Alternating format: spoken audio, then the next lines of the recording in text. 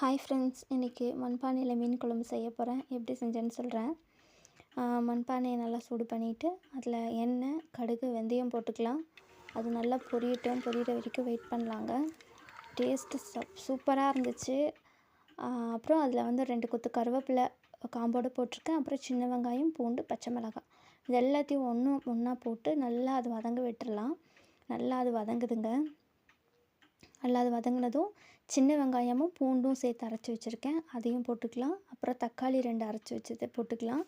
தக்காளி கொஞ்சம் கம்மியாக போட்டிருக்கேன், ஏன்னா நான் வந்து இன்றைக்கி மாங்காய் போட்டு செய்ய போகிறேன். மாங்காயிலையும் புளி இருக்கும், ப்ளஸ் நம்ம புளி தண்ணியும் ஊற்ற போகிறோம். ஸோ அதனால் வந்து நான் தக்காளி கொஞ்சம் கம்மி பண்ணியிருக்கேன்.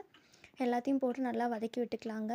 அதுக்கப்புறம் மிளகாத்தூள், மஞ்சள் தூள், மல்லித்தூள் தேவையான அளவு போட்டுக்கோங்க. போட்டு அதையும் இந்த மசாலாவோடு நல்லா சேர்ந்து வர வரைக்கும் கிளறிக்கலாம். நல்லா கிளறி விட்டுக்கோங்க. மசாலா, அந்த பூண்டு இதெல்லாம் சேர்ந்து வர வரைக்கும் நல்லா வதக்கி விட்டுக்கலாங்க. அப்புறம் புளி தண்ணி, தேங்காய் எல்லாத்தையும் போட்டு தேவையான அளவுக்கு தண்ணி ஊற்றி நல்லா கொதிக்க விட்டுறலாங்க. அப்புறம் மீன் குழம்பு மசாலா என்கிட்ட இருந்துச்சு போட்டேன். உங்கள்கிட்ட இருந்தால் போடுங்க, இல்லைன்னா வேண்டாம், அப்படியே நல்லா தான் இருக்கும்.